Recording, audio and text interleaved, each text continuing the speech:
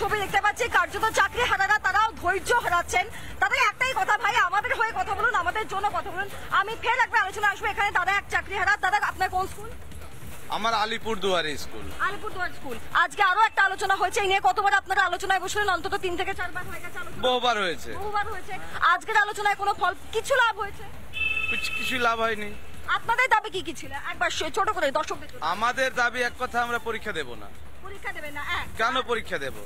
আমার প্রশ্ন হচ্ছে এটা যে আমরা পরীক্ষা দেব কেন? সুপ্রিম কোর্ট বলেছিল 30 তারিখের মধ্যে একটা নোটিফিকেশন বার করতে। তার আগে আপনারা একটা রিভিউ পিটিশন চাইছেন। এই জায়গাটা একটু পরিষ্কার করুন যে আপনারা কি রিপ্যানেল চাইছেন? বলছেন যে রিপ্যানেল করে যারা যোগ্য তাদের চাকরিটা ফিরিয়ে দেওয়া। যোগ্যতার ভিত্তিতে সমস্ত স্টেপ পার করে আমরা চাকরিটা পেয়েছি আজ থেকে 8 বছর 7 বছর আগে। আমাদের পরীক্ষার উপরে কোনো এলিগেশন নেই, আমাদের মূল্যায়নেও কোনো এলিগেশন নেই। এলিগেশনটা কোথায় হয়েছে? মূল্যায়ন হয়ে যাওয়ার পরে রেজাল্ট শিটে হয়েছে।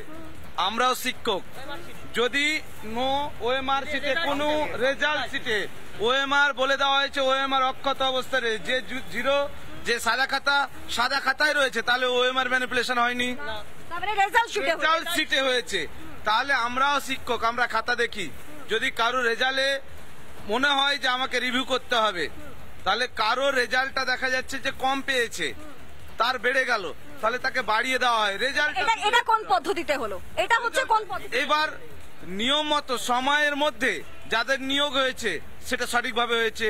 এবার নিয়োগ হয়ে যাওয়ার পরে কাউকে বাইরে থেকে ঢুকিয়েছে, কাকে অনিয়ম করে ঢুকিয়েছে, সেটা তো চিহ্নিত, তাদেরকে সরিয়ে দিয়ে হয়ে গেল। যদি মিরর ইমেজ, আপনারা মিরর ইমেজ প্রকাশের দাবি করেছেন, মিরর ইমেজটা পেলেও তো অনেকটা সমস্যা। আমরা কে? আমরা যোগ্য শিক্ষক। সরকারকে মিরর ইমেজ দিতে বাধ্য কে করতে পারে? আমরা করতে পারি আগে, না কোর্টের করা প্রয়োজন? আপনারা চাইছেন যে কোর্ট এই পদক্ষেপ দাবি করছি, আমরা বাধ্য করতে পারি না। আপনারা দাবি করছেন কোর্ট দাবি করতে পারি, কিন্তু আমরা বাধ্য করতে পারি না। আমার প্রশ্ন, এই সংস্থা, নিয়োগকারী সংস্থা নিজে স্বীকার করেছে যে আমি অপরাধ করেছি, তাহলে এই দুর্নীতিটা প্রমাণিত, এর ব্যাপারে কোনো সন্দেহ নেই, এটা প্রমাণিত হয়ে গেছে। তাহলে সুপ্রিম কোর্ট ওই আধিকারিকদের কাছ থেকে প্রমাণটা নেওয়ার জন্য কি কি পদক্ষেপ নিয়েছেন? একজন আধিকারিকের বেতন বন্ধ করেছেন, একজন আধিকারিককে বা ওই শিক্ষা দপ্তরকে একদিনের জন্য তালা বন্ধ করতে বলেছেন। সুপ্রিম কোর্ট কোনো ব্যবস্থাই নেয়নি ওই আধিকারিকদের। আবার ওদেরকে যে পুনরায় পরীক্ষা নিতে বলছেন, চোর সংস্থা কি করে পুনরায় স্বচ্ছভাবে পরীক্ষা নেবে? আপনারা সন্দেহ করছেন যে একবার চুরি করেছে সে আরেকবার করতে পারে, একবার করতে পারে, তাহলে তাকে কি করে আবার দায়িত্ব দিতে পারলো সুপ্রিম কোর্ট? সুপ্রিম কোর্টের কাণ্ডজ্ঞান নাই, উনি কি টুকে পাস করেছেন?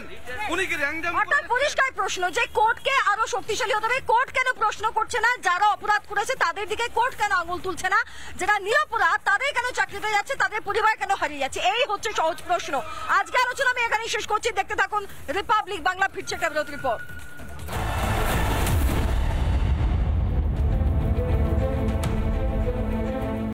নানা ধরনের কন্টেন্ট দেখার জন্য লাইক করুন, শেয়ার করুন আমাদের ফেসবুক পেজ, সাবস্ক্রাইব করুন আমাদের ইউটিউব চ্যানেল। পাশাপাশি অন্যান্য ব্রেকিং নিউজের জন্য অবশ্যই চোখ রাখুন রিপাবলিক বাংলায়।